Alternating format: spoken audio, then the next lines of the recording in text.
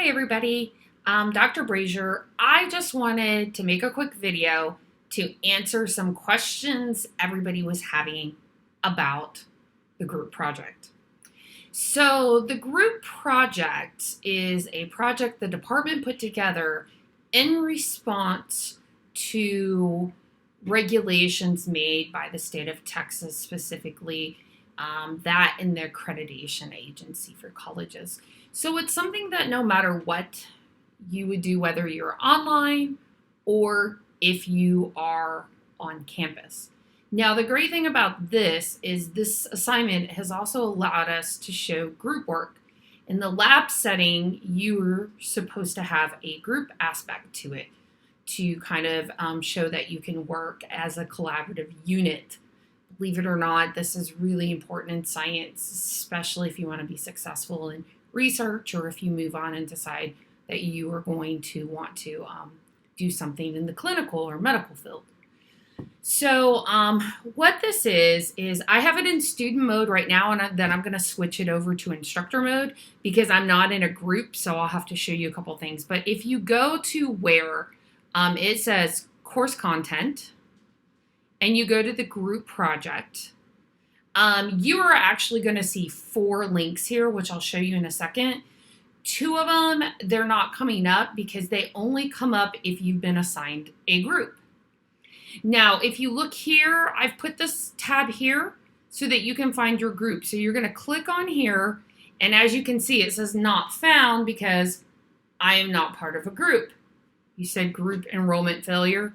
But for you, the great thing is, and I'll kind of show you what this will look like in instructor mode, it's going to open up and it's going to have everything you need to find the group that you are so you can contact the people and start working on that. What are you going to be working on? Well, part of it is a case study and part of it's a reflection of the case study.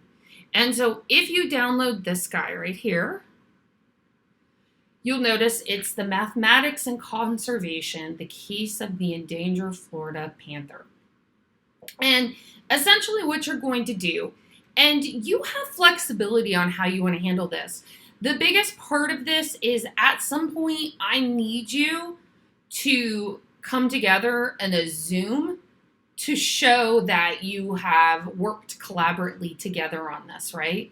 But you can work on the whole thing and then come together and talk about it. You can subdivide the questions and have one person work on one part and the other, but realize at some point you're going to have to talk about those sections and come to a, conclusion together. So basically what you're doing is you're reading this case study, and some parts of it, they just have information. But if you go, for instance, at the end of this part 2, basic genetics, at the end of this, they're asking you some questions. And in this first question, they're asking you to work on certain parts of this. And some of this is going to go back to information you might have learned in Bio 1. Some of it is going to go over information that you may have learned in this class. And at any time, if you're confused, please, just send me an email or come into office hours, and I'll do the best that I can to answer any of the questions you have. And so you're just going to go through this, answer these questions, and then you essentially will, let me exit this preview so you can see what it's probably going to look like for, go under here. And so you'll see some of this, but you won't see everything here because that's an instructor. But then you're going to take that you finish and you're going to submit it here. It's due on the 23rd. And now one person is going to set up, and I put Zoom on here because I've allowed students in the past to use whatever you want, and you can use whatever you want. It's just, I found the majority of the people like Zoom, that they think it works the best, and you can utilize it for free up to 30 or 45 minutes, which is the longest I want your video to be. This shouldn't be something that you have to meet and necessarily spend a tremendous amount of time unless you choose to, right? It's completely your choice. But you can meet for as little as 10 or 15 minutes if you're really quick about stuff, and as long as you want. But the program will only allow you to do it for like 30 to 45 minutes, so keep that in mind. But whoever is hosting the Zoom meeting, you'll take that and you'll submit it here. Now, there's two ways that you can submit it. You can submit it by either uploading the file, if it's small enough.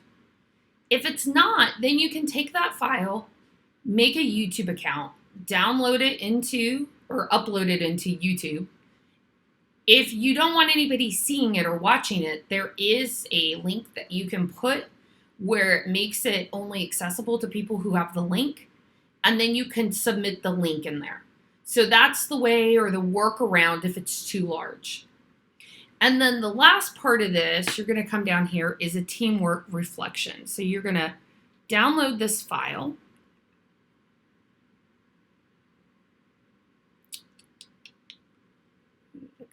Here it goes.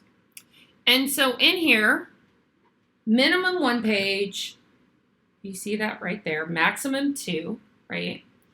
And basically what you're going to do is you're going to answer these questions. So the first one, how did you contribute to team meetings? So give examples of how you participated in team meetings or discussions, online or face-to-face.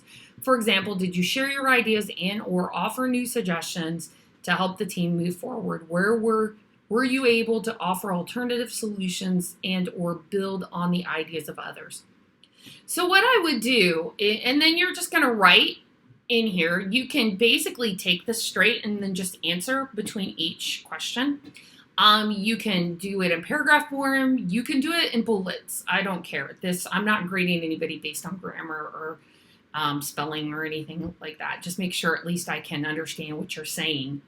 But I would suggest you read through this to get an idea of what they want you to do in this group in terms of collaboration, so that as you're going through it, you understand the idea. So here with contributions, right, to the team meetings, you should know, okay, if I'm sitting in this WebEx or this Zoom or this FaceTime meeting, Skype, whatever it is that you're going to do and record, am I sharing my ideas? Am I moving it forward? Am I helping?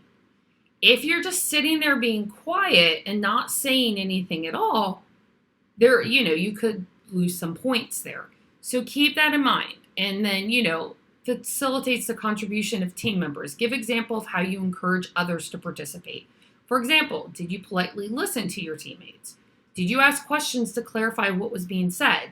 Did you urge non-participants to engage in the discussion or work? So this is the idea. Not only do they want to hear you talk or see that you can talk in the meeting, can you pull or facilitate good ideas from other people? Can you take a moment to sit and listen to what other people are saying? If you realize there's a reason why we do this, and it's to help facilitate your interactions with people in your future career. The people who are going to be good team leaders are going to be those people that can talk in meetings, give good suggestions, keep people on task, keep them moving forward. But at the same time, it's those people who will listen to other people as well. Take ideas from them. Be patient. Don't just stand and railroad everybody, but actually sit back and go, okay, this was my idea. What are your ideas? What do you think? And so they're trying to promote that through this assignment. The next question, individual contributions to team-related work outside of team meetings. So describe and give examples of how you contributed to the completion of the team-related work. For example, did you complete your assigned tasks by the deadline? Was your work high quality? And did it help advance the work of the team? Were you able to assist other team members with their tasks? So, did you guys, or pardon me, I'm a northerner, did you all actually work together, and did you partition out work? And then if you did that, did you turn it in on time? There are going to be different jobs here. There's going to be someone who's going to be facilitating. There's always that one person that is very much a schedule maker, task person that is going to take the team and go, okay, I need you to do this, this, this, this. Now, if that's you, you should not just give the task. You should also ask the people, do they want the task? Or preferably to begin with, is there a task you prefer? These are the ones that are outlined. This is the best way that we should complete it. Ask other people, is it the best way that it should be completed? You're kind of giving my just here, though. So, how supportive you were in facilitating your team climate? Was everything positive? How were facial expressions and tones? That's important. It's important in all aspects that you make sure that as you're going through something, that the overall demeanor that you give off is one that's either neutral or positive. You don't want to give off a very negative or dismissive kind of aura to yourself.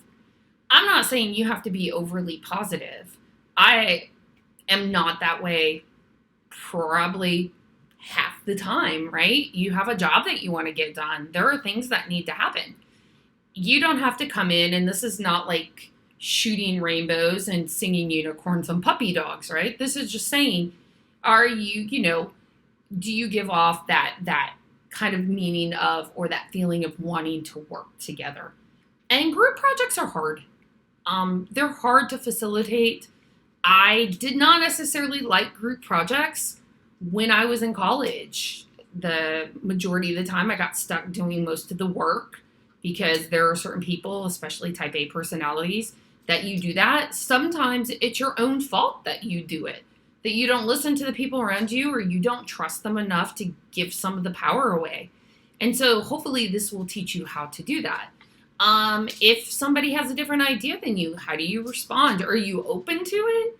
Do you at least give some consideration of it? Or do you turn it off right away, shut them down, get really negative? And so these are things. And the big part of this is they want you to reflect on it. That part and the Zoom video part shouldn't take a ton of time unless you decide, hey, this is better. Let's just all meet together and do the case study online together and talk to each other. That's absolutely fine too. I'm giving you guys the flexibility to approach this however you want to approach it, right? I want you to have fun with it. I know that's a weird term to say in school, but I do. And I want you to learn each other and meet new people. And again, reach out if you need any help. So that should help kind of describe what this group project is. I hope that's helped a little bit. And again, if you need anything at all, please let me know. Reach out and I will do my best. Bye, everybody.